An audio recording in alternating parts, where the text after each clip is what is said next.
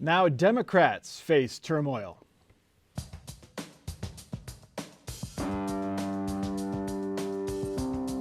From the Patel studio at WOSU at Coastside, this is Columbus on the Record. Joining Mike Thompson this week, Karen Kassler, State House Bureau Chief for Ohio Public Radio and TV. Jim Siegel, State House reporter for the Columbus Dispatch. Sandy Tice, Director of Progress Ohio. And Mark Weaver, Republican strategist. Political watchers were ready. An anti-establishment candidate was threatening to take over the party, causing lots of problems, possibly preparing to disrupt the national convention. Little did we know that Donald Trump and Republicans largely would settle their differences, and it would be Bernie Sanders and the Democrats looking at a summer of discontent. The Democratic Party is going to have to make a very, very profound and important decision. It can do the right thing and open its doors and welcome into the party people who are prepared to fight for real economic and social change. So I say to the leadership of the Democratic Party, open the doors, let the people in. Karen Kassler, he seems angry there. Is this more than just let my supporters vote until the end of the primary season? I think so. I mean, I think there's a frustration on his part and really on his supporters' part that this is happening. I mean, like you were saying, we thought this was going to be the Republican convention story, didn't we? That we thought it was going to be crazy and out of control, and now it looks like that may move to Philadelphia. But Clinton's 90 delegates away from clinching this nomination. And unless a massive number of the super delegates change their support or something really tremendously unexpected happens, I mean, it's pretty clear that Sanders is not going to be the nominee. I think that's frustrating to a lot of people who have joined his cause and feel like he's bringing a voice, an outsider voice, like you said, that Clinton is not. So it comes down to these super delegates, Sandy. Bernie Sanders' camp is saying if the super delegates are within the margin of, other delegates, margin that error, he's going to take it to the convention and let the superdelegates vote how they want, and then it'll be over. He's risking hurting his cause in the long term. I think Bernie's already won. He's changed the debate in the Democratic Party. He's moved Hillary Clinton to the left. She's now opposed to the Trans-Pacific Partnership. And he risks being the Ralph Nader of this year. Ralph Nader's the reason why George Bush became president. He cost Al Gore the election. And there is growing discontent within the Democratic Party. He's come a long way from the day he said, "I don't care about her damn emails." Yeah. Mark, he uses the same argument that John Kasich was using. I do better against Donald Trump than Hillary Clinton does. How much validity is that to that claim right now? Well, I think it's a fair argument. His better argument, and the reason why he's motivated so many people, is that he wants an entirely different view of America than most people, than typical politicians like Hillary Clinton does. And these folks who he's attracted into this process do not like Hillary Clinton. I'm not saying they like Donald Trump, don't get me wrong, but they do not like Hillary Clinton. And as a result, we may see some very sore losers in the Sanders camp sitting on their hands, not turning out, which could affect races up and down the ballot. Do you see the Sanders supporters coming over to Hillary Clinton, Jim, at some point? Well, you never say never, obviously. And there's a long time between now and November. There's going to be a lot of things said, a lot of things done. But I think in the moment, no. I mean, if the general election was going to be held in June, no, I don't think they would. But it's been held in November, and moods change. Feelings soften over time. Donald Trump will continue to be Donald Trump, which will galvanize Democrats.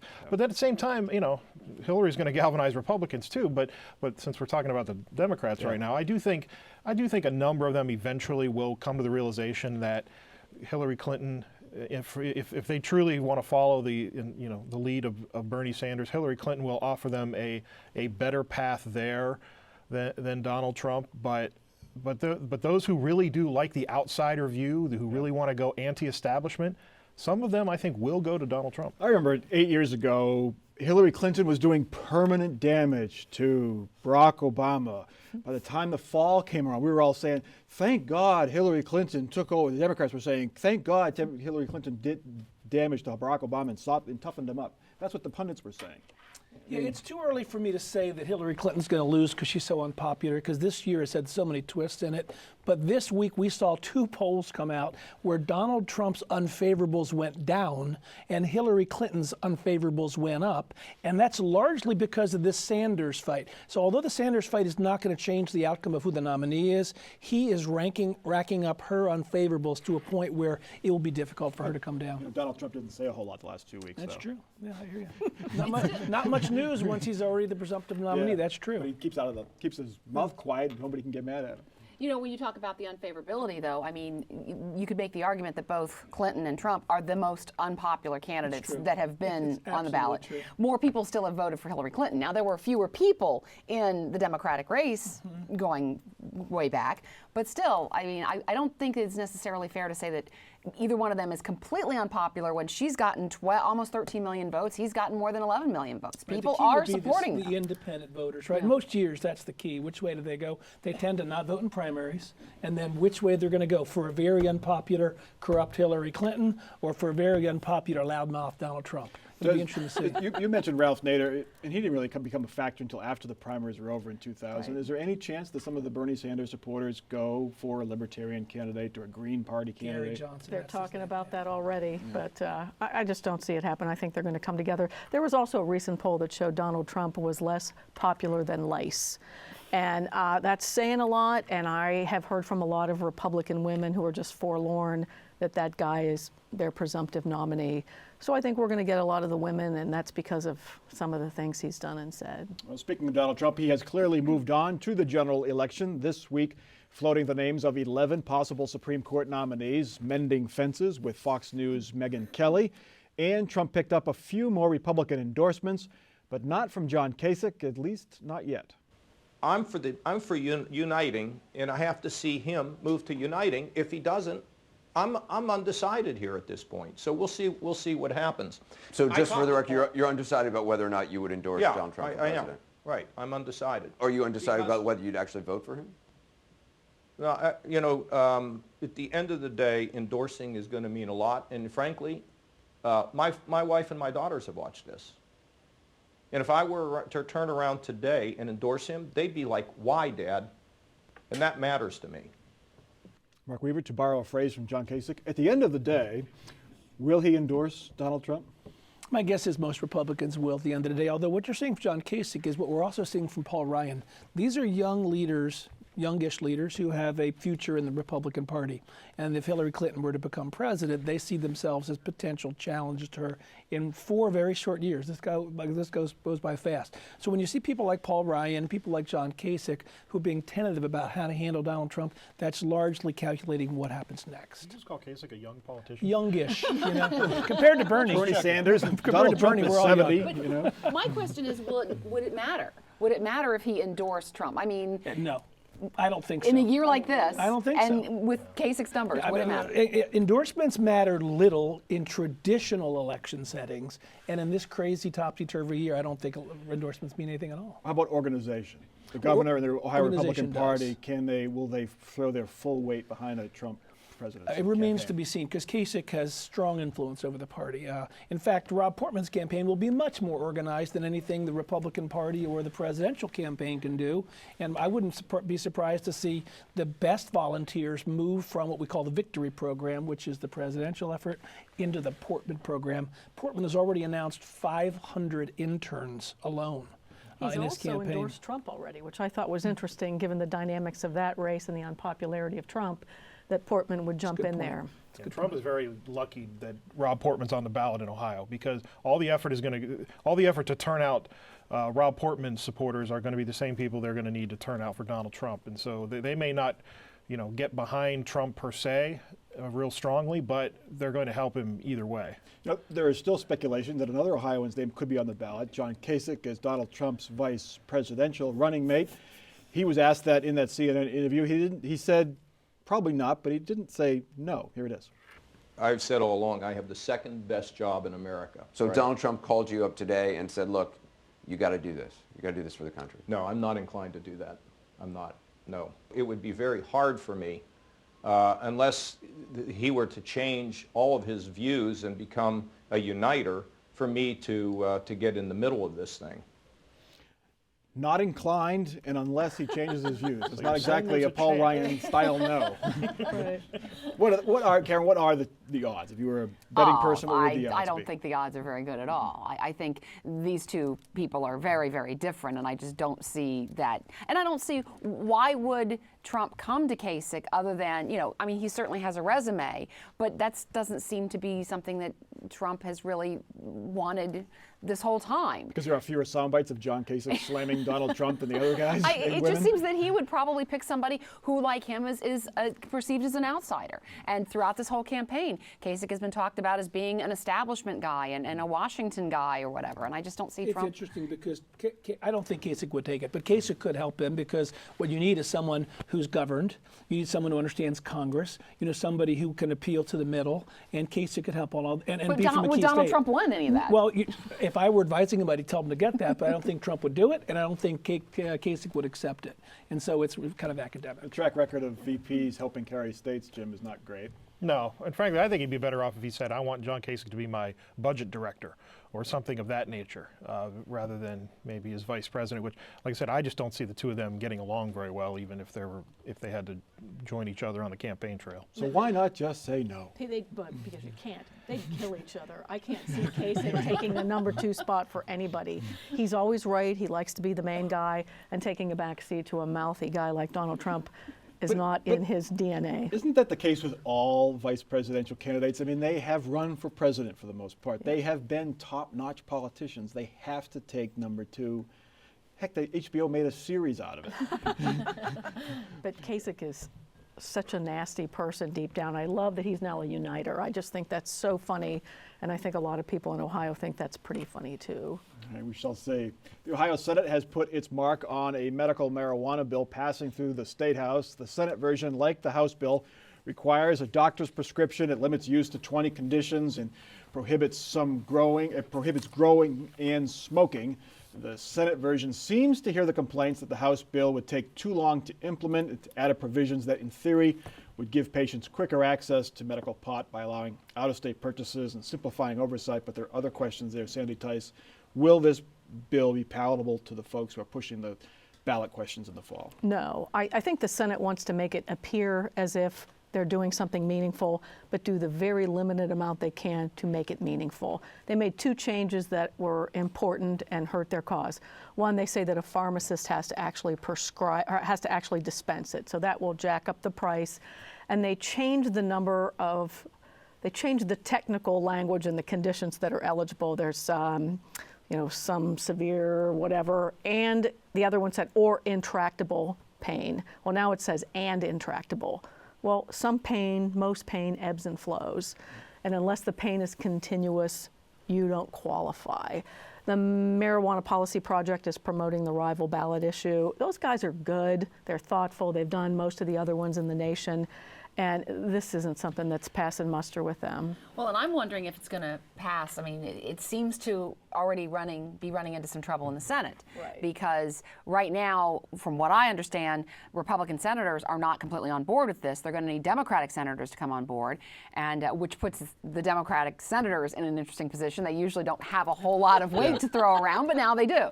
So there could be an opportunity here to talk about that. I think this will pass. I think it will become the law, and this will address what most Ohioans want, which is a pathway for someone who's legitimately sick and in pain to be able to get marijuana without giving every teenager and 20-something access to what Colorado is undergoing now, and the Colorado media are reporting on the overreach and the problems and the kids ingesting and the neighborhoods being taken over by these places where they're being sold and grown. Jim, but how can you, to Sandy's point, how can you legislate what is chronic pain?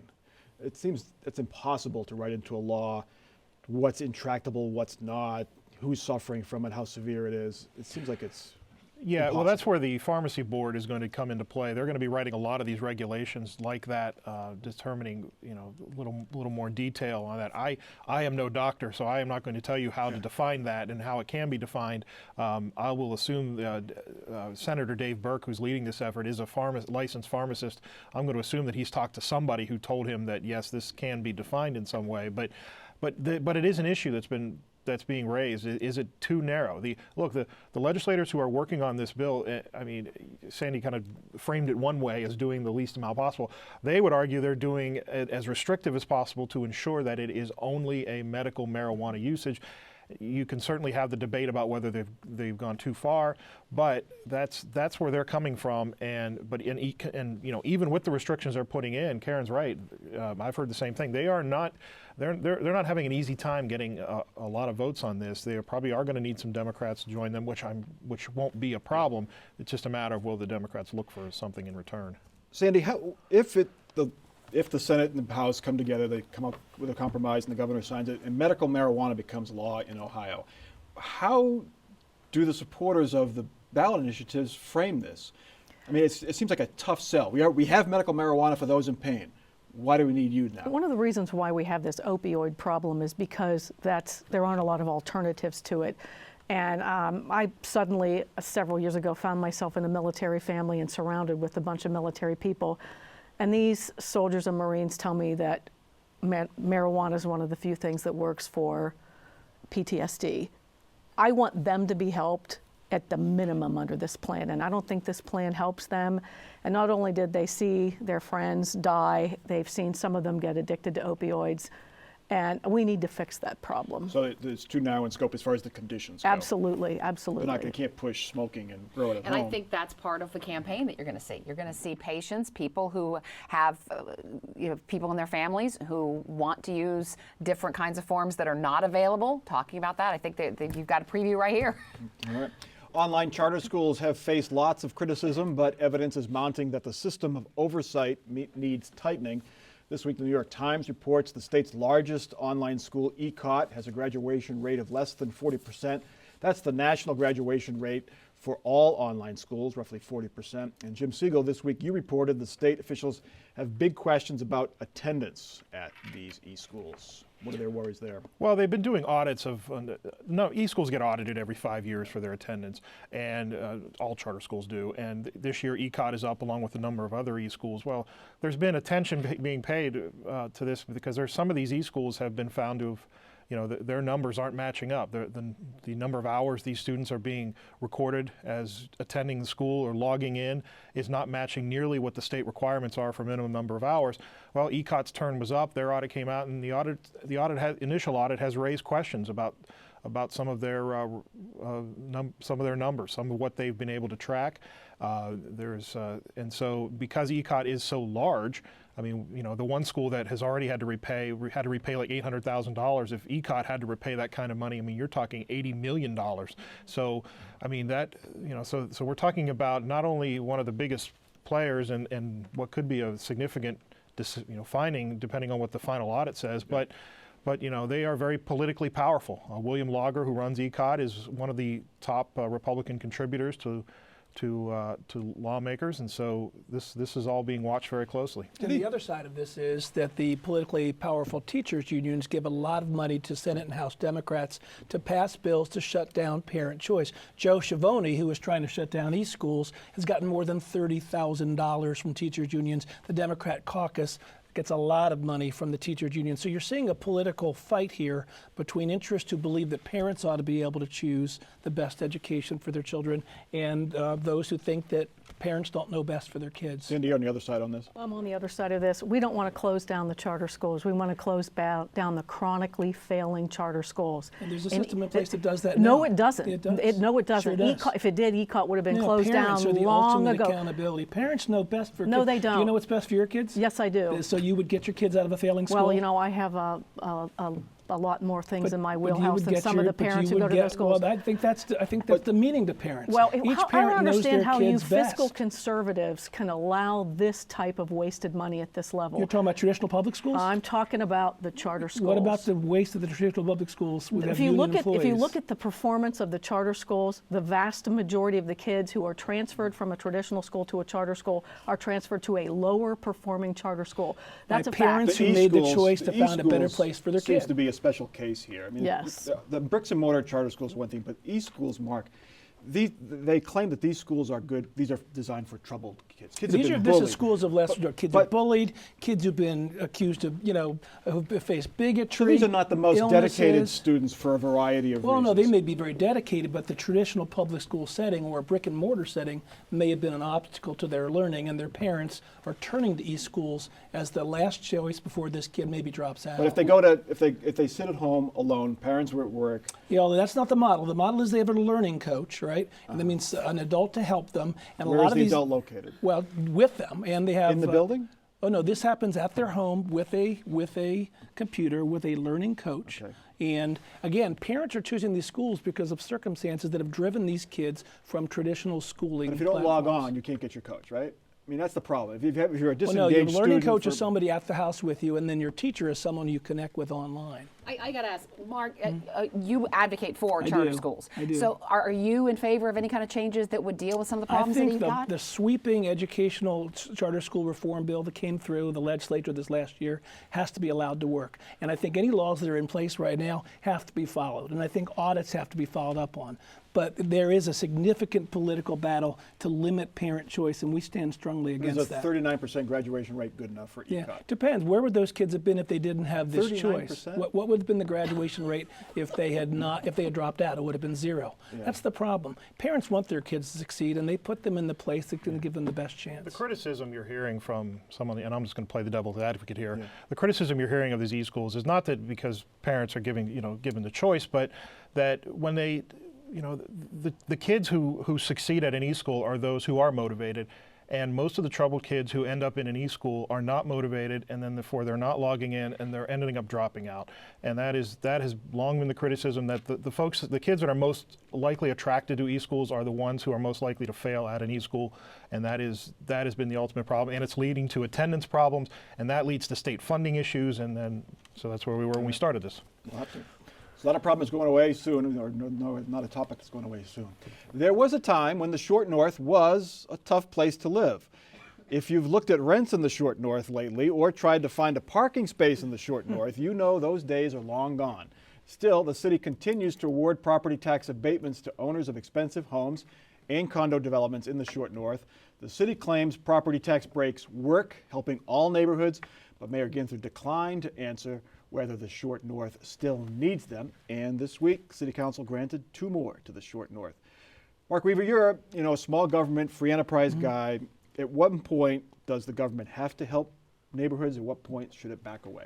There's a limited role for what we might call enterprise zones, an area that no one's coming to that you'd like to have revitalized. We want to have revitalized urban centers. I think with the Short North, we can all agree that time has come and gone. What was interesting about the story that your reporters did, and I think it was Mandy who did it, is that the mayor of Columbus refused to answer the question whether or not the Short North really needs tax breaks right now. I'll answer for him. It doesn't. He just can't afford to lose votes from there, but I can answer for him. It does not. So problem is when government picks winners and losers, the winners tend to fund the campaigns of the government, so they remain the winners. And I think that's what's probably happening in Columbus. Sandy, you watch city government. Do tax breaks work? I mean, this is kind of the bigger problem. Everyone's getting tax breaks now. Tax abatements, companies getting tax breaks to bring employees and factories and offices to their towns. Mark is right on this regard. We don't need these tax breaks because that place is hopping right now. But the same set of rules should apply to places like Jobs, Ohio. We paid Bob Evans $8 million to move from Columbus to New Albany. It doesn't work. These things are overdone. I agree that oftentimes the people who are benefiting from them are also giving to the campaign contributions. And now we have states and cities competing against each other, and the people who are suffering are the people who need the services of government. Mark, have tax breaks for companies become entitlement programs now? You never see a company move to a city without some kind of tax incentive. It's become expected, and we get, as Sandy mentioned, you get suburbs fighting over who's going to give the better tax break, and companies are in the driving seat. If they're bringing jobs, if they're bringing a tax stream, municipal governments want them. And I think that just increases when you tantalize employers with this sort of benefit. And along with this debate, also remember that because of the way Ohio's property tax system works, when someone gets an artificial type of a tax break, other people have to pay more in order to make collect the levy amounts that are passed on the ballot, particularly by schools. Yeah, you're right. So it gets the money just from different folks. Let's get to our final off-the-record parting shots. Mark Weave, you're up first. I'll put this link on my Twitter feed if you want to see it. This week, a federal judge said that the Obama Justice Department lied to it in open court about the illegal immigration executive amnesty issue. And so the judge required all of the attorneys at the Justice Department who practice in 26 states to go to ethics training. And in a great little ending to the order, he quoted from the Christmas classic, the movie Miracle on 34th Street, to make his point about how everyone knows you shouldn't lie in court, including the little son of the district attorney in that movie. I'll put the link on my Twitter. It's worth you looking at. Sandy. I think it has to be a pretty demoralizing time to be a Democratic woman lawmaker since the men and the Republicans are in charge of everything. I went to the Democratic Women's Lobby Day and I was heartwarmed by how hopeful and how smart they were and how many policies that they were promoting that really are pro-life that will help families across Ohio. Jim.